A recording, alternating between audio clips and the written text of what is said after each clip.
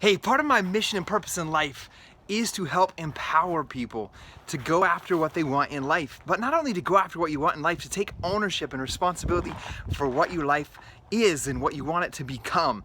You know, it's a crazy thing, but each of us face problems, struggles, trials, difficulties every single day.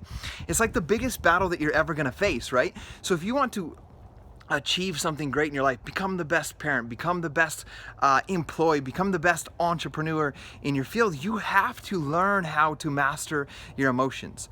So I want you to think of this phrase. I want you to think of the bullfighters with the the red flag, the red towel, and think of yourself as that you've got to become a master of your emotions, a matador of your emotions, because the truth of the matter is, and every single one of you guys I know can face this, because even I face this. Even though I've read or listened to over 400 different books, audios, and interviews with CEOs and successful business people over the past 5 years, I still have those inner conversations and those dialogue. I still think about everything that I'm not good at. I still think of all the things that I could be guilty of not doing, or that I could be doing better.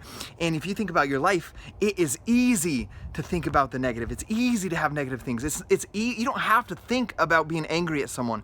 You don't have to think about getting the desire to have revenge on somebody, or to get back at somebody, or to not believe in yourself, or to tell yourself, you're not capable of that. You're not good enough for that.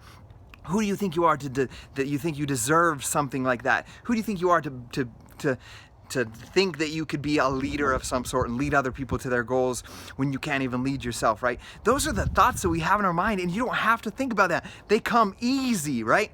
So it's hard. It's extremely hard to be able to master your emotions and be able to tell yourself to shut up. And that's what you got to do. You got to look at yourself and tell yourself to shut up, and you got to shut those emotions out. They're still going to come, but you have to learn to master them, to lasso those emotions and be able to control them. If you cannot control your emotions, you'll never be able to achieve your goals. You'll never be able to help anybody else achieve their goals in life. So I want you to think about become a master of your emotions and get a grasp on yourself and who you are in personal development, and taking time to yourself to sit quiet in the morning and think about who you are, what you want to become. Listen to the thoughts that are in your mind so you can understand what is guiding your choices throughout the day. Because it's that inner dialogue, your subconscious, and the things that you're thinking about that directs your past, that guides you to the actions that you take in that day. So you've got to learn to master your emotions. And I know that you can learn to master your emotions.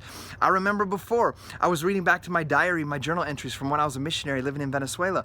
It was hard getting up every day at 6 o'clock, studying scriptures with a companion, praying with a companion, planning out the day with a companion, and learning and speaking a different language in the streets of a different country all day long, to go to bed and do that over again for 2 years. So my journal entries back in those days were like talking about how hard things were and how much of a struggle things were. And it was just almost every entry ended with, oh well, I hope, or I guess it could be better tomorrow, right? So I didn't really know how to master and control those emotions that I was feeling. So that's what I've been able to develop over time, and I want you guys to focus on in your life. Like, make that your lifelong mission, to become somebody that masters who you are, and that comes through personal growth and contributing to others. So if you want to achieve something great in your life, learn to master those emotions. Learn to control and understand what you're thinking about, because your thoughts direct who you become and your actions that you take. So if you're the person that's, if you're in an organization or you're in your job and you're like, if your thoughts are directed towards like, how come everybody's doing this, or this isn't happening, or this is the numbers, you are in that trap of negative emotions.